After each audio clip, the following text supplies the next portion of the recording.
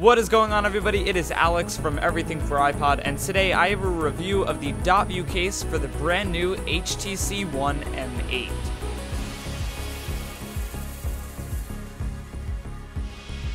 The Dot View case is the only first-party case available for the HTC One M8, at least at the time of launch. We could, of course, see other cases down the road coming from HTC, but at the moment, this is the only one. It comes in 5 colors. I went with the gray version. All 5 colors retail for $50, which is a little bit steep for a case, but it is a flip style case, meaning it protects the front and back of the phone. And like we've been seeing with a lot of phones recently, the Dot View case allows you to see certain pieces of information through the case without actually folding the cover back. The front of the case has a soft touch feel, while the back is hard plastic and feels very smooth. Overall, the case feels pretty nice in the hand, and as I open it up, you can see all these clear dots lining the cover portion of the case. And they actually allow information to be displayed through there, which I'll show you in a minute. At the top and bottom of the case, there are these clear portions, which allow audio to be passed through, and the rest of the dots have kind of a clear membrane going through them.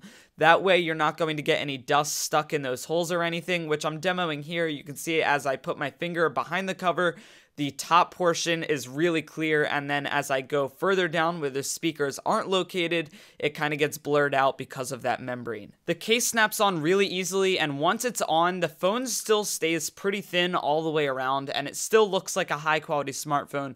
You're not really putting some sort of ugly case over it. While the phone is in standby, if you double tap on the screen, it will display the current time and weather information, and this sort of effect is achieved by displaying an 8-bit image on the screen, which then shines through the dots on the front of the cover. If you have music playing while the cover is closed and you adjust your volume, the volume controls will show up through the front of the cover. However, there are no media controls, so you can't pause or skip through tracks. That's a feature I would really have liked to have seen. However, that's something that HTC can probably adjust through software updates. So if enough people bug them about that, hopefully they will add media playback controls in the future. It is worth noting that if you try to adjust the volume with the screen already off, you're not going to see your volume controls. So you do have to double tap and then adjust your volume for this to work, which is a little bit of an annoyance and doesn't really make too much sense. You should be able to just hit the volume button and have the volume controls show up right away. If you receive a phone call, the notification will show up through the cover, and then you can either choose to swipe up to accept the call or swipe down to decline, and then once you're in the call, you can swipe down to end it. Because of the holes on the front, you're able to talk on the phone for as long as you want without any audio distortion at all. If you have a new voicemail and you double tap on the cover, the voicemail logo will replace the weather, and that won't go away until you listen to the voicemail message, which is a little bit annoying. You do have to listen to it to get the weather back. Some other notifications you will get using the Dot View case are alarms, timers, calendar events, emails, and text messages.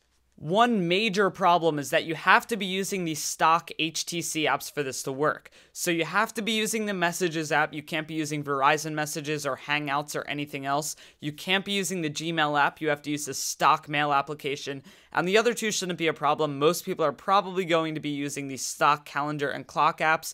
But the SMS and email apps, if you use anything third-party, you're not going to get notifications through the Dot View case. You can also swipe down on the front of the case to access voice commands. Call home. Calling home, home. The Dot View case definitely grabs some attention, and people have fun playing around with it, and the features do work pretty well. I do have 2 major problems with this case, and the first is that if you want to use the rear-facing Duo camera to take a picture, if you open up the flap, it actually covers up the cameras on the back. So what you have to do is hold the cover open parallel to the phone while taking a picture, which is not the ideal way to hold your phone. Second, if you want to use your phone in a one-handed position, it is pretty much impossible. Throughout this review, you have probably seen me holding the phone at all times with 2 hands, and if I take one hand off, you can see me try to open the flap with one thumb and then pull the cover behind with my pinky, but it's really not working out too well. I finally do get it around there, but once it's there, it does want to constantly open and kind of fold out from itself, causing the phone to move forward, so I do have to hold it in the front with my pinky going across the bottom. Also not very comfortable, makes it really hard to type, and can really cramp up your hands fast. So it's really impossible to use this case with one hand. It's meant for two-handed operation. If you're already accustomed to using flip style cases with two hands, then you might enjoy the dot view case. However, if you ever use your phone with one hand, then you are instantly going to wish you hadn't spent $50 on this case. I've used flip style cases before, and still they're not my favorite cases in the world, but this one is abnormally difficult to use, much harder than some of the other cases I've used for devices like iPhones and even the flip cover for the Galaxy S4. Because this case is made by the same company as the phone itself, all the cutouts are aligned perfectly, the volume rocker as well as micro SD card slot are exposed on the right hand side, the power button is just as easy to get to on the top as it was before. However, I never thought that was easy to get to, even with no case. The IR blaster is exposed on the top, so you can still use that, and the micro USB port as well as headphone jack on the bottom are both also exposed, so you won't have any problems plugging in third-party connectors.